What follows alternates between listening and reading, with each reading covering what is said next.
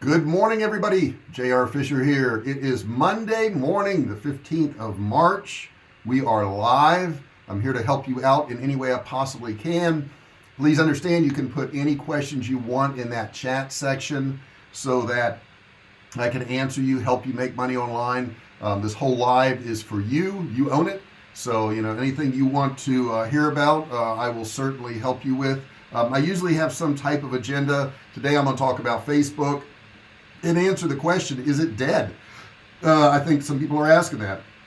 Let's see, JR, what are the top platforms you currently use? Any plans for using Clubhouse? Wow, great question. And I got to tell you, Paul, I don't use social media unless it's to my advantage for the most part. Oh, thank you, Paul. Let me know it's loud and clear. I appreciate that. In other words, I'm not going to sit there and go into Facebook and scroll through all the different groups and see what people are doing and what my relatives have done and all that. I don't spend time there. I just don't. Now, it's not to say I don't spend a lot of time there, but when I do spend time there, it's usually posting things, actually, building content, building an audience. I have used Clubhouse. I tried it out. I think it was a colossal time suck. If you do a really good Clubhouse room and you have great questions and great answers, it goes away as soon as you get off Clubhouse. So there's no longevity to Clubhouse. I know why people like it, but I think it is a huge time suck. And I don't use it for that reason. I've used it a couple times, but I can tell you I won't be spending much time there. But I understand if you're just going out there for enjoyment and you want to spend some time doing something, I understand why people do that. I don't have the time for it. I just don't. I got other things I got to do. And if I've got time where I'm just downtime and I want to enjoy myself, I don't want to do it online. I just don't. I would much rather spend it with my family, my wife, my kids, whatever, and actually just spend time with them. Let's see here. Just curious why you're currently reading. Subscribe and ring the bell and share. Yes, of course. Make sure that you do subscribe right now if you haven't done so. That button down there will be red right below. You want to click it, turn it gray, and then a bell's going to pop up, and you want to ring the bell, turn on all bell notifications so you're notified when I go live and when I do these trainings. But yeah, guys, feel free to ask any questions about social media, growing your business online, all that stuff, because that's what we're going to talk about today. And Facebook has really come into the point where people are starting to wonder what's going to happen with it. And there's a lot of different metrics you can look at on Facebook. So the first one I looked at is there are more people on Facebook right now than ever before. Okay, so that's one thing. So you take that one statistic, there's more people on Facebook, but what does that statistic mean? The point about it is really it's mostly the grandparents the grandparents on Facebook. Okay, so it doesn't take a genius to figure it out that older people don't drive social media. They don't, and they haven't, and they never will, because they die off. Okay, and the point is the ones that do drive stuff, the 14 to 16 year olds, they're not much on Facebook anymore. And the other thing I looked at was that Facebook users right now have less engagement than they ever have. The under 18 people have moved to like TikTok, Snap, maybe Instagram. They want that end-to-end encryption. They don't want to be tracked. They're afraid of online bullying. They hate hate speech. They don't like ads. And that's pretty much what Facebook is now. It's ads. I don't know if you noticed it or not, but when you post whatever you post on Facebook and it gets interaction, let's say it gets 50 comments, for the most part, excuse me, Facebook is only going to show 2 comments. And then you have to click a button to show all comments, or they're going to select, what do they put at the top comments? How do they select the top comments? How do they know what the top comments are? So they're doing your selection for you. Most of us don't like that. We don't want stuff selected for us. What's up, Mike Roberts? Good to see you in there. Do you think you'll be doing an event in the future? Hey, Paul, that is really all dependent on what they allow us to do. Events are very tough to schedule now because of all the rules. But yeah, I'd love to be doing an event. That would be really cool. So the change in Facebook monthly user usage by age group, the age groups are really leaning towards the top of the hill. Okay, people over 35, 40, 50 years old are using Facebook. But that doesn't make it cool. It never has made it cool. It's the teenagers that make stuff cool. So I think there's a serious problem there. I am a Facebook stockholder, and I have been since it actually IPO'd. It originally IPO'd at $37, but it kept going down. I bought it at $27. I think it's like, what is it this morning? I think it's like 260 something. I didn't check it this morning, which is unusual for me. I scrolled through my stocks, but I didn't look at the individual ones. This morning is at 272. I think it was like 268 on Friday. It's been remaining pretty flat. Now, people are also discovering that there's other things you can do on social media. There's other platforms out there. And also, people are starting, because of 2020, they're starting to share their pictures and their thoughts and all that, by calling people up, by FaceTiming people, by talking to people, by texting people. So they're leaving that messenger platform, and they're not on there much anymore, so that's another thing that's going to hurt Facebook. And the right wing, and I'm not going to get into my politics, but the right wing has already left Facebook. I mean, they're out of there because they didn't like being censored all the time. And I don't think the left wing really wants to be censored either. They're probably going to be out of there pretty soon too. So if you can't share what you want to share, if you're going to be censored, odds are you're going to leave that platform. And I pulled up an interesting statistic here, and you can't see it. I've got it on my screen, but it has to do with people and how they interact with Facebook. And the question was asked, how has your usage of Facebook changed in the past 2 years? So some pretty interesting stuff. 61% said they use it less frequently. 61%. 22% says it hasn't changed, and only 11% say they use it more frequently. So there is a definite downturn in the usage of Facebook. It definitely is going down. So given current climate and the way Facebook shuts you down, can you still build a list on Facebook with lead generation? You can. I would not have that list on Facebook. In other words, I wouldn't go after big groups on Facebook anymore. I don't work my groups as much on Facebook. I'm very reactive to what the market wants. I always have been. I've always liked new technology, and I don't see building a big group there, for the reason being is that they can shut down your group for anything they want. So if I build a huge group on Facebook and they shut me down, I've lost everybody. It's not to say I won't post things on Facebook and bring them to my mail list, which I do control. I do control my mail list. I will certainly do that. Do you see any future Upstart platforms on the horizon? Oh my God, yeah. There's a lot of stuff coming about, and it's kind of hard to keep track of it. But there is a lot of stuff coming on the horizon right now.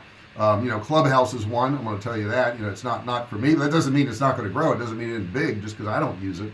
WhatsApp has kind of died out. What's up, Morad? Good to see you there. He says, hello, Mr. JR. Good to see you, buddy. And one of the fastest growing demographics on Facebook is senior citizens. It's not sexy, but they're a group you can market to. So what else can you do out there? You can lean into the no holds barred, into the clash politics and clickbait thing. They could do that. What else can they do? They could invest a ton of cash in trying to convince people in the next generation that Facebook's still the cool kid on the block, which I don't think it is, and I think that would be a waste of their money. And they could keep acquiring real innovators like Instagram and WhatsApp and all, and TikTok and all that. But the problem with that is the government can break them up as a monopoly. So I think Facebook's probably dead, and they don't know it yet. That's what's happening. Mike Roberts, Zuckerberg is a clown. He fails to understand that his opinions and views shouldn't interfere with the business model. You're exactly right. And it doesn't matter what side you're on. It doesn't matter if you're right wing or left wing or somewhere in between. I think everybody needs to be aware that you can't censor people. You just can't do that. I mean, this isn't North Korea. This isn't China. This is the United States. And censoring people has never been good. And even if you disagree, even if you think, well, my God, that person's an idiot and they're spreading hate speech and all that, at least you know who they are. Okay, so I would rather somebody who I don't agree with is allowed to speak than they aren't allowed to speak and they go underground and you don't know where they're at. So I think everybody should be allowed to speak. I don't think there should be any censorship whatsoever, period. I don't care what side you're on. I don't think it's good. And I do have a side that I'm on, and I want the other side to be heard too. I think that's the right thing to do. But I do think also that as fast as Facebook grew, they can implode the same way. You know, we all remembered MySpace, and they grew exponentially. I mean, they were huge. But once they started to implode, they really implode, because it's like, if I'm on Facebook and I've got 5,000 friends, but let's say I had 500 friends on there, and I got off Facebook and they were like, oh, the only reason I'm on there is because of JR, then they all go away. So that's 1 times 500, and that happens a few times. And I'm not saying that they would all go away because it's me. I'm just saying that does happen when the people they follow go away. They start to go away, and they start to look for new areas. They start to look to see where the people they follow went to. Now, the truth is, there are going to be a lot of newcomers out there. James Breen says Mark Zuckerberg is fluent with Chinese language. How about that? Yeah, it makes you wonder, right? Why would he be? I don't know. Well, his wife, I think, is Asian, isn't she? I think she is. So maybe he does it to argue with her. I don't know. For marketers, basically, there's going to be more platforms. It's going to give you more marketing options. It's going to be more niche specificity and less competition. So I think that's a good thing. If you're an entrepreneur, you're going to have the opportunity to build a really bona fide, elegant, innovative, thing, while Facebook challengers come for the first time in a decade. As individuals, consumerist society grows, expect to see a proliferation of niche-specific sites in the years ahead. And this is true for, right-wing conservatives or left-wing, liberals or whatever. You're going to see more niche-specific ones. Now, for social media users, you're going to see an introduction of like the user's Bill of Rights, including like beefed up privacy standards, far less addictive algorithms, innovative protection from foreign trolling, and perhaps even ad revenue sharing. So go medium, right? It's our presence and content creation that really gives these platforms and all the power and the profit. So I think if these platforms forget that we are the ones that make it profitable, we as individuals are the ones that make it profitable. They don't exist without us. Okay, without my content, without me posting at lunchtime going, Friday lunch, which I went back to doing, guys. If you're my friend on Facebook, you'll see those pictures. Every Friday I go out for lunch, and I have people that follow that like that comment on that. So I'm one of billions of people on there. But once people start leaving because nobody's seeing their content and it's getting censored, then their base, the people that really support Facebook, are going to be gone. And I'm at the verge now. Do I sell my stock now before it implodes? Will it go up a little bit more? I don't know. It's $272 and I paid $27 for it. So I guess I've rode that pony pretty long time now. I bought it, gosh, when did it come out? Was it 2011 or 12? I can't remember when it was. Right around that point. Think you're going to fit in just fine in Texas. Well, good, Paul. I hope so. I guess I lean more towards libertarian than anything, where I say I think everybody should have the rights to do whatever they want. And as long as it doesn't hurt somebody else, I mean, you got to have your rights. And I will tell you what's interesting about some of these platforms. When you speak out against them, all of a sudden your accounts get blocked. I've seen it happen. Your Facebook pages get taken down. I read an article the other day on a guy who wrote a big article on Facebook and how it's going to die, and all of a sudden his Facebook page got taken down, and now it intermittently comes back up, but he really can't use it. So I think that's interesting. I think that's really interesting. What do you guys think? You've been putting some comments in there, and I really do appreciate that, but put some comments and questions in that chat section there. This video that I'm doing right now is live, but the way it gets spread afterwards is with you guys putting questions, comments, and likes. If you haven't liked the video, make sure you like it and do that. But what have you noticed about social media? Are you using social media more now? Are you using it less now? Do you use it differently? What are your fears about your privacy? I know mine have increased. I've looked at some of this. I'm like, gosh, there's certain things. They're making a list of certain people who post certain ways. I mean, what is that? That's kind of weird. That sounds like communist China or something like that. I don't want, people to follow me because of something I said to do something detrimental to me. I don't want that. You guys probably don't either. I see the most open platform now is YouTube, and of course they don't want hate speech, and they want people being mean and all that kind of stuff, but they allow you to have an opinion. Google is really helpful like that. As a matter of fact, I run ads, and their ad rep contacts me on a regular basis, and they help me out. So that's really nice. But what is your opinion of this? What do you think? Are you going to leave Facebook? Put in the comments, yes or no. Are you leaving Facebook? I don't see a big use for me anymore. I know my son posts on Instagram and my daughter posts on Instagram, but they don't post much on Facebook anymore. They're just not there. Let's see here. I'm really seeing podcasting exploding. Yeah, and that goes back, Paul, to that niche thing I was talking about, where people are saying, hey, I want to really niche down. I want to really reach my audience, exactly who they are. Now, the audience is not as big, so like on Facebook, audience is huge, but the thing is, you can't reach them. So if you can't reach them, does it really matter how many people are there? If you put a post up and Facebook lets 9 people see it, what's the point? Okay, I'd much rather be excuse me, on Clubhouse or Instagram or some other platform where 100 people see it or 200 people see it. I don't care how many people are on a platform. I care about how many people see what I post. That's what really matters to me. Mike Roberts says, I deleted my well-established Facebook profile due to censorship. I only opened another account for doing the ads. Yeah, I mean, I get it, man. I really do get it. I understand why you would do that. And I've seen so many people's ad accounts get shut down. I was talking to one of my friends in here the other day, Richard, and he lost his ad account. I mean, it's like, but for no reason. You can't even find out why. At Google, you can contact somebody. You can open up a chat. You can open up a ticket. You can talk to people, and they'll tell you, let me take a look at that. Let me see what's wrong. Facebook, nothing. It's just crickets. They don't care. And when they don't care about the user, okay, when they don't care about the user, that's a problem, because we are the market. We are the market. Without us, there's nobody to sell ads to. They're done. Let me get a drink here real quick. So would you, at this point, join Facebook? Are you thinking about getting off Facebook? Put that in the chat section there. I want to see.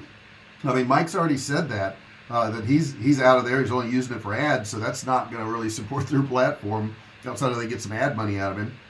Paul says, so can Instagram be used to build a list? Any platform can be used to build a list. Yeah, that's not a problem. I'm not an Instagram user. I have stuff on Instagram, and I have a Twitter account. I'm not big on it. I'm really going all in on YouTube. I like YouTube a lot. I think YouTube has a lot of longevity. I can do a video on YouTube, and 5 years later, people can still be watching it. There's no way that's going to happen on Facebook. If I do a post on Facebook, I'd be lucky if 5 minutes from now people can even see it.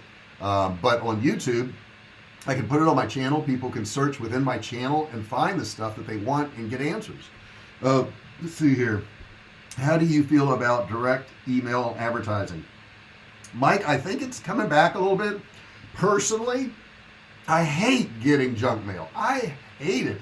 I mean, it's like 99% of what I get in the mail is junk, and I don't read it, I throw it away. That doesn't mean that as a marketer, I will discount it, because what I like and what I dislike has nothing to do with the market. It's just me, okay? It's just me. So would I do direct mail marketing? Probably. Yeah, I probably would. Have I done it? I have not done it in the past, but I will certainly look at it. I think it's a real viable alternative to a lot of stuff. And it's like mediums come and go. They come and go. They go in style and out of style, and in style and out of style. People used to send telegrams to people. That was a big thing, to send a telegram, Western Union telegram. And what do you think a text is? It's essentially the same thing. It's a telegram. Then we went to phones, and we talked to everybody, and we were always on the phone, and people would spend hours on the phone as opposed to social media. Do you remember that? I mean, I remember in high school talking to my girlfriend for an hour and a half, 2 hours on the phone. That was a big thing. And now we go to social media, and we spend an hour and a half to 2 hours, and we don't speak on the phone at all. That just doesn't happen. And now we're all kind of going over to like FaceTime or some type of face-to-face interaction now, and we're using that on our phone. I use that now with my daughter. She has twin boys and another son, and it's cool to see them. So these social platforms go up and down, but they don't really change how we interact as human beings. We just think they do, but they really don't. So, you know, we could leave platforms and move on to another one, and they're going to be left in the dust. They just really are. Let's see here. Buddy Daryl lost Facebook account, which was military-based, dealing with PTSD. Fortunately, he had me as a moderator, and page still grew. Interesting. Yeah, that's interesting that you're doing that. James Breen says, how come? How come? I don't know what you mean, how come, on that one. Mike Roberts, to clarify, advertising on list owners' emails. To clarify, advertising on list owners' emails. Not quite sure what you're asking there, Mike. If you could expound on that just a little bit so I know, and I'll be happy to answer that for you. But I really think, guys, if you really want to grow your list at this point, I think it's video. I really do think it's video. There's a lot of different video platforms, and I'm all in on YouTube, but there's like Vimeo, and there's a bunch of others out there that, you know, I don't do. And you can't do all of them. You know, a lot of times I think we think as marketers, well, I got to be on every top platform. It's hard to do. I mean, maybe Gary Vee can do that. I can't do that. Gary Vee could probably do that. You know, he's a machine. He just cranks this stuff out. How come I keep hearing that the dollars is in the email list? It is and it isn't, okay? It is if you are interacting with your email list and you have a good relationship with them. But if it was just the list, the people with the biggest list would be the wealthiest people, and that's just not the case. You know, if you don't interact with your list, if you don't have a good relationship with the people on your list, it doesn't matter how many millions of people you got on it, it doesn't matter. But if you interact and you help them out and they see value in what you email them, yeah, email is in the list. I can send an email, like right now, I could do an example. I'm not going to do it, but I could do an example where I say, I've got a new course and it's $97. Click here to get my course. And I could send that out to my list right now, and I'd make money instantly, because they know that I've been helping them throughout the year, and they're going to go, wow, if he's got a course, it's probably good because he gives me good information for free. So I know the course is going to be good. So I have a big enough list where I could actually pull that off. And I'm getting ready to do that with Digital Course Designer, because that's coming out. Still working on that. You've heard me talking about it for weeks. It takes a long time to put together a really good course. On a little different note, when you were leaving your job, what steps did you take to be ready to jump ship and go all the way in on online marketing? I think the big thing, Melina, what's going on? Good to see you. Melina just jumped in here. I think the big step is make sure you have enough money in the bank. Okay, I had enough money in the bank to last, I don't know, 3, 4, 5 months, something like that, and to already have replaced your income with what your online business is. So, you know, the month before I quit my job, I sold $80,000 online. So I thought, okay, I'm good. Now that wasn't profit. I don't want you to think that was all profit. I was probably profiting 15 to 20%, something like that. But it was enough to where, you know, I felt secure. So, you know, I had that going on. I would say also look at health insurance. You know, do you have health insurance? I was on the Cobra plan, and my health insurance payments went up, but I had health insurance. I had some money in the bank, and I had built up a little bit of business. So I would say that's what you want to look for, is have that security. If you don't have that, don't say, well, I'm going to quit my job and go out and start an online business. That's scary. That's scary, because you don't know how well you're going to do, or how well it's going to do. So let's see. Mike is right. Currently, I'm getting ads on my inbound emails. Yes, email marketing is a big thing. Mike Roberts, I'm talking about sponsor ads that show up on emails from opted-in participants. Yeah, Google's big on that. It's thing where it's in your email box now, and they can actually read your email, and they know your interest. I don't know if you guys know that or not, but you don't have any privacy on your email, so be careful what you're putting in there. So right about relationship marketing, you are the perfect example of a servant leader entrepreneur. Thank you, Paul. It's very kind of you. But I mean, it is what it is. I mean, if you don't help people out, and you're not kind to them, and you don't treat them right, and you don't give them things of value, how do you expect people to want to follow you? I mean, they're just not going to want to. It's a relationship. I mean, it's like, you know, a husband and wife relationship. You know, I got to treat you guys right to get you guys to want my stuff. I mean, if I don't treat you right, you're going to go find somebody that does treat you right. You're going to find somebody else. And that's how it is. I mean, it's how it is online. I have to bounce to doc appointment. Hope you're okay, Paul. We'll check rest later. Have a blessed week and a head gang. Thank you so much for being here, Paul. We always appreciate you. Matter of fact, let me put in here, I appreciate each and every one of you guys, period. Please put all your comments in here. There we go. I gotta see. I don't type because I'm not that fast at it, but I can type like that. How do you feel about continuity content products? I love them, love them. I love continuity. I've got some inner circle things that are like $4.97, $1.97 a month. I've got some that are $27 a month. I got some that are $97 a month. I have a whole lot of different continuities, and it's nice to get up every day and just see those payments there. I mean, it really, really is nice. Plus the fact, if I have a course that's $1,000, that's going to rule out a lot of people. A lot of people just don't have $1,000. But if I take that same course and I say it's $97 a month, it opens it up to a lot of people. A lot more people can buy that course. So overall, sometimes I can make more money on one that is a lower monthly continuity than it is a lump sum payment. Hate that YouTube now is putting 2 ads back to back on videos. Yeah, I mean, but it is what it is, Paul. It's got to be supported. They give me this platform to be able to talk for free. All I have to do is turn on my computer, hit my lights, and away I go. So that's got to be paid for somehow. Plus the fact that they give me 55% of it. And I checked this morning, and my CPM is over $40. So, I get 55% of $40. So I'm getting like $21, $22 every time I go live and start talking, and an ad rolls. Not a bad deal. Not a bad deal at all. I mean, I'm very happy with that. Are you guys leaving Facebook? Put in there if you're leaving Facebook. I want to know. I'm kind of curious. My little poll here. Now, you may be watching this and it's not live. You can still put it in there. Put it in the comments section below the video. If you're watching this not live, you can answer any of these questions. You can ask me questions, even if it's not live, because I come back and I read that stuff and I comment and I try to answer, your questions. So please feel free to do that. And once again, let me remind you to subscribe. Subscribing is super important. And ringing the bell. Turn on all bell notifications. The bell won't even show up until you subscribe. So if you're looking around for the bell, you're like, I can't find the bell. I can't find the bell. It won't be there until you subscribe. So you need to do that. The thumbs up matters a whole lot. And I didn't realize that so much, but that thumbs up, if you click that thumbs up for me, guys, wow, that really helps with distribution. And I, previously didn't mention it that much, but I really should have, because that really helps a lot. So do you guys have anything else? We're almost at the end of the session here. I hate to leave you guys. Now I got to go work. It's so much more fun just to talk to you guys. It really is. And get your input and get your interactions. What do you think about today's training? What do you think about Facebook? What do you think about the future of social media? Put that in the chat section there. Is it going to continue the way it has been? Is it going to change? What's going on? See, do you have videos on creating continuity products? I believe I do. Paul James. And what you want to do is go to my channel and go in that search bar and just type in continuity. I'm pretty sure I've done several on continuity, and they're really good products to have. I mean, I love continuity. Now, the interesting thing about continuity is how long people stay there.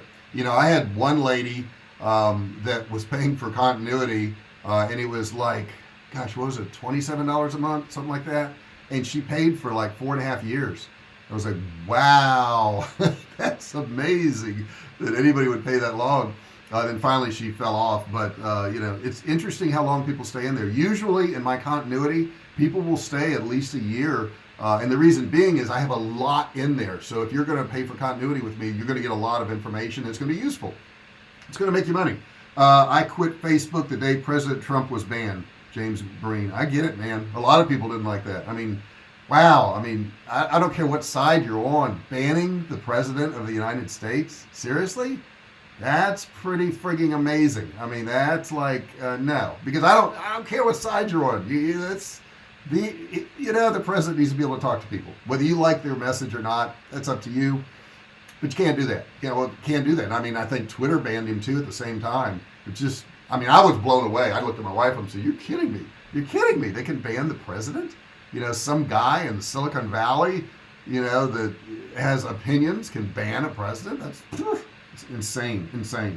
So I guess I'm going to wrap it up, guys, unless you got anything else. Like I said, don't forget to subscribe, like the video, make sure you turn on notifications. You guys are wonderful. Love being here every day. Matter of fact, love having each and every one of you here, and I appreciate you. There's my typed text. talk to text, right? Because that's a whole lot easier for me to do. Today I've got to finish up doing some editing, just so you know what I'm doing today. I have some editing to do. We're probably going to run out and get lunch. We're going to work out after lunch. After I do that editing, I'm going to go back to working on Digital Course Designer. I have a lot of the slides done, but I got to voice over them, and then I got to put the intro in them, and then the exit on them, which is easy to do, but it's just time consuming. And what I do is I'll take like a PowerPoint presentation I have for that particular course, and let's say it has like 16 slides. I will voice over 4 of them, and that's usually about 8 to 10 minutes. And then that becomes another video, and then I take another 4 or 5 of them, and that's 8 to 10 minutes, and that way I can get all the different videos, and by putting them in Digital Course Designer, which you guys will have access to, but by putting them in there in that way, people can get completion. In other words, you can get through a 5 or 10 minute video pretty quick. I don't like to put in 45-minute or hour-long videos. That's a long time to sit through a video. I'd much rather people see that they're making progress. So then I have a whole bunch of different modules, and under each module I'll have a whole bunch of these 5 or 10 minute videos that they can go through. So that's how I'm designing the course. So that's that. What do you think? Good day? I hope so, guys. I hope you have an awesome day. Hope you got something out of this today. Once again, your opinions matter, so put them in there, even if it's after the fact. I want to hear what you guys are doing. This is a good gauge really of what people are going to do with Facebook and all these social platforms. Thank you so much for being here, guys. I really appreciate you. I'm going to go ahead and get out of here. You guys have an awesome day, and I'll talk to you tomorrow at 9 a.m.